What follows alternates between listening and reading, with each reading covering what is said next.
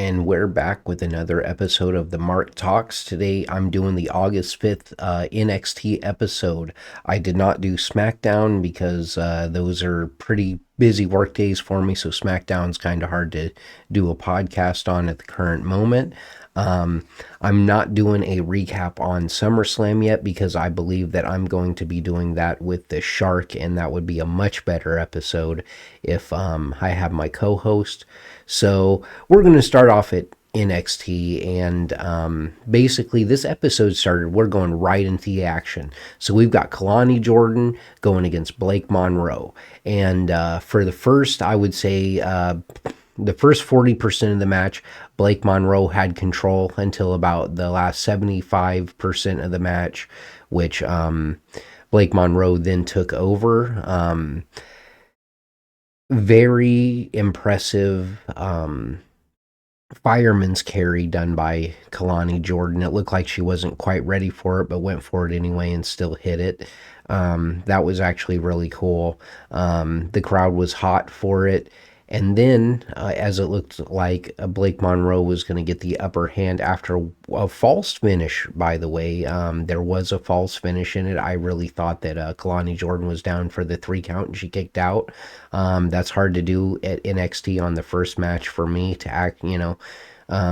So yeah, props to the WWE superstars in that match. And then as it looked like Blake Monroe was getting the upper hand, that's when Jordan Grace came out in a neck brace and she chased Blake Monroe out of the arena. And since the arena is at the Performance Center, basically what happens is she just runs through this small section, and now she's out the door running into her SUV that's waiting to escort her away as Jordan Grace chases her and then is angry that she was not able to get her in time, continuing that previous storyline. That was cool. During the match, there was actually a little uh, picture-in-picture box that said, well, it didn't say anything. It showed somebody getting out of an SUV with the same pants and shoes. That's all you got to see of Jordan Grace was just the pants and shoes. So they were saying, well, who is that? So that is how the first segment of NXT started tonight. Red hot right out the gate. I love it. Although the match did end in a count out just due to, she ran out of the arena. So the ref just started doing the 10 count and Kalani Jordan ended up winning. Segment 2 was Hank and Tank, the NXT Tag Team Champions, against Chase U from last week when they had when Dixon and Ledger decided to try and square up with them in the locker room, and they ended up giving them a title opportunity, and this is where we ended up. It was a good match. Chase U actually gave up a lot more offense than you thought. There was a point in the match when you could have seen them winning. Even the commentary said, oh, we might have new NXT champions tonight. So Kale Dixon and Connors, they did a good job, but Hank and Tank, they went ahead and retained their titles. They put up a hard fight. So that was a good segment. It was wrapping up the story. I'm sure they're not going to continue this feud. I think that's going to take Chase U to another tag team opportunity, or not an opportunity, but another tag team feud possibly. That's what I see coming from this. I could be wrong, but I think that another team's going to go for Hank and Tank now. I think it's time for them to go against somebody else. And it looks like Dark State is going to insert themselves into that. So that's where we're on for Hank and Tank, and it looks like Chase U is most definitely going to be going with somebody else. After the match, Dark State kind of just came in and took over. I don't know really how I feel about Dark State. I really feel like the position that they're in right now is what the calling should have been possibly. But I think that's just, because I'm such a big Sean Spears fan. Um, And then that's will take us on to segment 3. And that's when we go to see Fatal Influence speaking in the back. One of the TNA talent comes up and lets JCJ know that, this Thursday, Ash by Elegance is going to be challenging you for that TNA title, and this is the last time you'll be holding it. Then Laney comes up from the side and says, "Hey, isn't Jasmine supposed to be shining your belts?" And JC Jane says, "Yeah, that's right," and passes the belts off to Jasmine and has her go clean them. And that's our first backstage segment that we get tonight. And we're about to lead right into another, which was Miles Bourne and Tavion Heights meeting up in the back. Miles Bourne just saying, "Hey, good job. It's time for you to make an impact." I'm not sure if he said that because Tavion Heights will be heading his way to TNA. But I mean, that's just what I took from that. Maybe it was just a word that he used, and it had nothing to do with the impact zone. So sights will be said to that. And as well as Tavion Heights said that he had his eyes on something, and he wished him luck against his match against Lexus King. As if you'll remember from last week, Lexus King has, well, for more than a week, he's been taunting Miles Bourne about whether or not he is 90% deaf, and thinks that he's just doing that to gain popularity. And and they've just been going back and forth on it. Then to cap off our next backstage segment that we get before the next match begins is the Calling is standing in the back with Tatum Paxley and Izzy Dom or Izzy Dame. I don't know why I can't remember how to say that right. I should, because she's one of my favorite talents on NXT. Half of the reason why I like the call, well, I guess a fourth of the reason I like the Calling now, with Tatum Paxley being in there. Sean Spears, the number one reason why I got interested in the group. And Tatum Paxley is basically saying, her match against Sol Ruka, she didn't even pin the champion, so like, who knows how it's going to go. She's nervous. She wants to make the Calling proud. She feels like she's almost, she didn't say she's being set up for failure, but she's giving enough nervousness that she doesn't know if she can do it. And Izzy, even though she looked a little, I don't know how you say, maybe not even jealous, but just like, she wanted the opportunity to. Um, and but she's telling her anyway that she believes in, Izzy believes in Tatum Paxley, and the Calling believes in Tatum, and they're going to be there cheering for her and hoping that she wins, and they've got her back, no matter what happens. So, that's really cool. I like the Calling. I think that they are a great group. I like how they're all very supportive of each other, while at the same time, their backs are, their backs are towards each other, and they're all watching each other's backs. I like that. I think it adds a special dynamic to the group, because out of all the factions and groups that we have in the WWE, it feels like the Calling is, you know, as about as close as Judgment Day is, like, together, you know what I mean? But at the same time, there's little storylines with Liv and Roxanne going on, so there is friction within that group.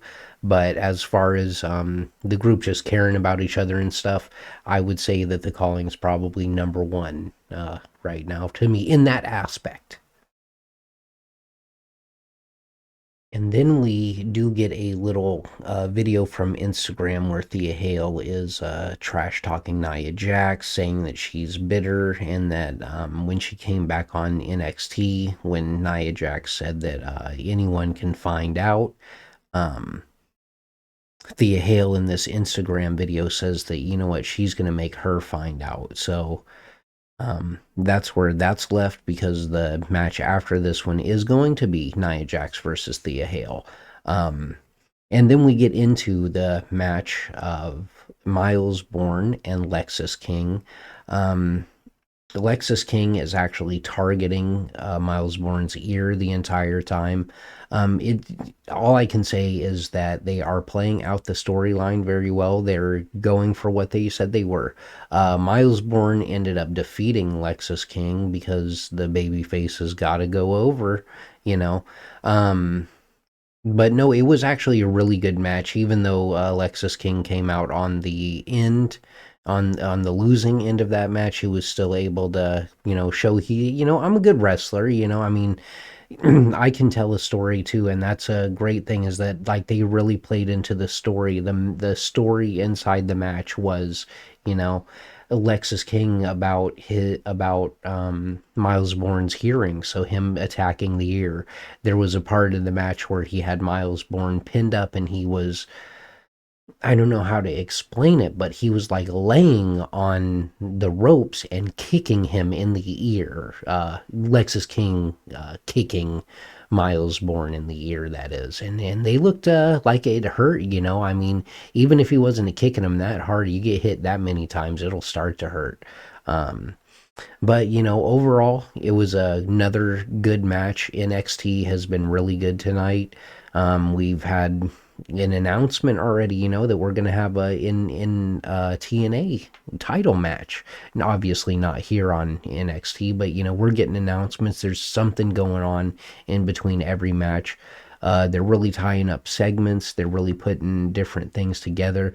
I really like the buildup of Tatum Paxley in the calling. I think that's a really, really good pairing. And or Tatum and Izzy. I think that's a great pairing. And then we get a small segment of Dark State in the back, basically saying the tag titles aren't safe and they're coming for them, and that when the lights are out, that's when things get dangerous. Um, again, the dark state again. I'm sure a lot of people like them. I'm just not one of those people. Like, I digress, but it's I'd rather have the calling doing this, Sean Spears, leading his group to just beating people down in the dark. It seems like they, I mean, the name, the calling, dark state, I get where they're coming from, but I'm just not a great fan. Then after we get that segment from Dark State, we finally get on to the Thea Hale and Nia Jax match, where um, Thea Hale actually got Nia Jax on the ground for a pin. No, not the 3 count, but I mean just the fact that she even got her down for a pin. That was good. The audience was hyped up for it. They definitely wanted to see the NXT hometown hero take this one, considering Nia Jax is the quote unquote invader of this one.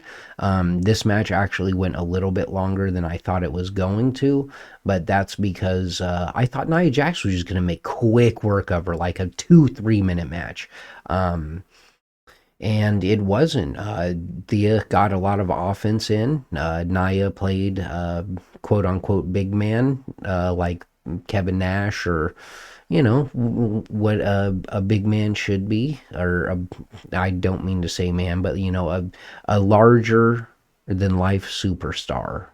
Um, I love Nia Jax. That's kind of why I thought it was going to be a quick match, but it really wasn't. It wasn't a squash. It was just, yeah, I was gonna say it was quicker. It wasn't as quick as a squash, but it wasn't a super long match. Nia hit the Annihilator for the win.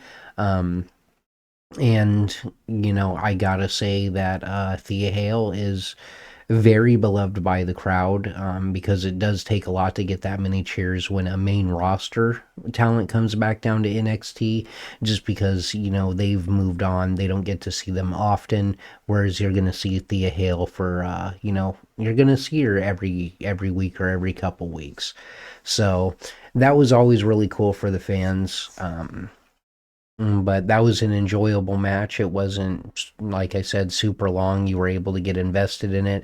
Um, Nia Jax, the big bad main roster, coming down to show the little NXT roster superstar that, hey, there's a reason why I'm on the main roster and I'm going to come down to you and I'm going to show you why. They played it off really well, and like I said, the size difference, Nia being so tall and muscular, and Thea being so short, and was actually, she's got a lot of muscle on her, so I'm not even going to lie. But Thea Hill is obviously smaller in stature, so they were playing that really well, and I enjoyed it. I thought it told a good story. After the match, Kelly Kincaid has a little in ring interview with Nia Jax, where Nia Jax says basically that she is not going to let Lash Legend make a name off of her, and that she has made her career winning championships, beating legends and Hall of Famers, and ask what Lash Legend has done. Lash Legend then comes out, fires back at the statement, and then runs in the ring, and they go for a brawl until the pull apart. Then after that pull apart, we go to the back where we have Jordan Grace, and she is talking to Ava. She's telling Ava, I already know what you're going to tell me. Like she's going to be in trouble, but Ava reassures her that, I'm actually not here to yell at you. We've been seeing what's going on, and even though I'm supposed to be unbiased, Blake does deserve to get her butt kicked after last week. So she sets up a match at Heat Wave for Jordan Grace versus Blake Monroe. Um, I feel like they haven't put as much time in the segments of, building this matchup. I mean, we get what the story is. The story, being Blake Monroe comes up and she wants to tag with Jordan Grace and, be friends with her. And she tries to take her to a beauty salon and, tell her, and pamper her. And then, then she turned on her in the title match that she had. And that was where we're at now. But I wish they would have played up to it more. Even to this point, I felt like there wasn't enough, there weren't packages, I mean, there were packages, but not in the way, where you're like, oh, hey, this happened, watch this package. It was more like, hey, Blake Monroe's in the ring, let's show you this package. So Ava has it set up and ready. Heat Wave, we're gonna get into it. And then after this, Obafemi, he's gonna come out and make a statement. So let's see what he says. Now, Obafemi comes out and he says basically that he is looking for the next challenger because for over 200 days he has beat everybody he's faced and he needs a new challenger. Trick Williams comes out, says that he knows Obafemi is the big dog, but Trick Williams is the man carrying two brands. So they go back and forth into it for a little bit before Javon Evans comes out. And Javon Evans basically says, I'm out here for the big dog, which is Obafemi, but you, Trick, you know, you don't deserve any of this. Basically, he's just, saying Trick's boring, he's a one trick pony. And then Obafemi says, well, you know what? You guys can deal with this. You guys can have a match here tonight. Um, is what he says, but it's not officially announced. And then Moose comes out, and when Moose is talking to Trick, basically saying, "Hey, at TNA Emergence, I'm going to be taking that belt from you." Because he's going to have to face the franchise, the face of the franchise, rather, which is Moose, is so we'll see what happens with that, whether a match is set up out of this. And then out of basically nowhere, the lights dim, and then Dark State comes out to fight everybody. But when that happens, Dark State ends up getting beat up and thrown out of the ring by Obafemi, Trick Williams, Javon Evans, and Moose. So who knows what that's gonna, if that's gonna turn into a 8-man tag or whatnot. Now we're backstage for a quick segment with Ren Sinclair and Charlie Dempsey. Um, Ren is saying, hey, I know you're feeling down or whatever. And Charlie Dempsey says, well, it's kind of my fault. I'm such a good trainer. I trained him too well. And Ren says, well, you know what really cheers me up? And she starts singing Joe Hendry's theme song. And for my favorite part of the night so far, Joe Hendry, she's singing the song and she does the clap, clap. Charlie says, hey, that's not going to work. He's not going to show up. And then, boom, out of the refrigerator behind them comes Joe Hendry. And the crowd gets super wild because, of course, who doesn't like Joe Hendry? And, it plays the say his name and he appears and they do the clap, clap. And he goes, Ren, thanks for bringing me back to NXT. And, he takes a look at Charlie Dempsey and he says, well, what's up with Sourpuss? And basically he says, Joe, you're all about viral moments, and viral, that comes from a virus, and that's what you are, is a virus. We don't need you here on NXT. And Ren Sinclair chimes in and says he's not really a doctor. He just watches a lot of Grey's Anatomy. And she said, he's feeling down, and the only way that he really feels happy is wrestling. And Joe says, well, if you want to wrestle, I challenge you next week to a wrestling match. And Charlie accepts and walks out. And Ren Sinclair says, hey, are you going to go talk to Ava? And then once he's gone out of the way, she does ask Joe Hendry for a selfie photo. Because if you saw Joe Hendry, why wouldn't you want a photo with him? You say his name and he appears. Love Joe Hendry. So that was probably so far my favorite part of the night. Who knows what's going to happen after this that may become my favorite part of the night again, or this will just be number one. Who knows? And the next segment that we get is Channing Stacks Lorenzo versus Yoshiki Inamura. And this has been just a regular match that you would expect. Big man, little man. Yoshiki was doing a good job controlling the match, at least for a little bit.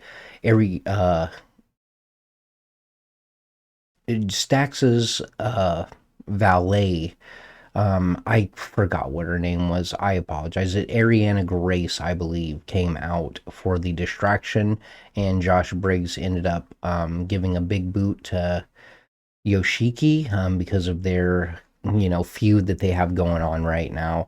It was, for me, I guess it was kind of just a filler match. I wasn't too interested in it, so that's what I have to say about that. If you're interested in the Josh Briggs Yoshiki story, that is continuing that story, but I'm not really sure what Channing Stacks had to really do with that. You know what I mean?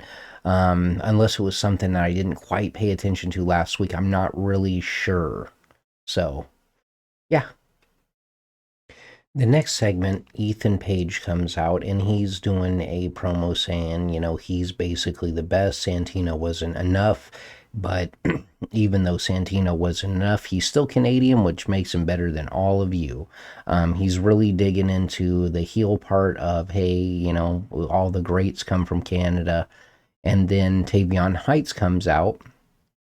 And so we see what Tavion Heights' sights have been set on, which is the NXT North American Championship.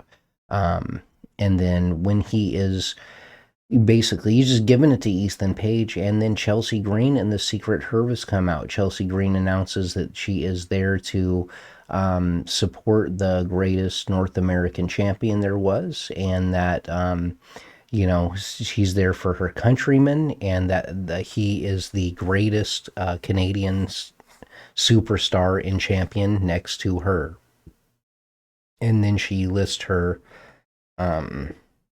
accolade as what she did when she had the United States champion. So, I like it. And she did tell Tavion that, she was trash talking him and said that he didn't have the gall to hit a woman such as herself. And he says, you're right, I don't. And then he hits Ethan Page.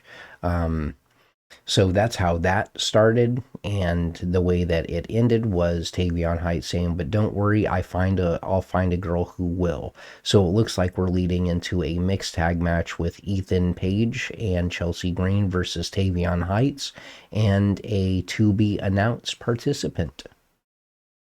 Then we transition into the backstage locker room where Lola Vice and Kalani Jordan are having a conversation when JC Jane and another part of the Fatal Influence come in, and they start, just crap talking him basically. And Jasmine comes in and says, "Now that I got those belts shined up for you, I went and talked to Ava and I got you guys a match. So it's going to be Fatal Influence versus Lola Vice and Kalani Jordan next week."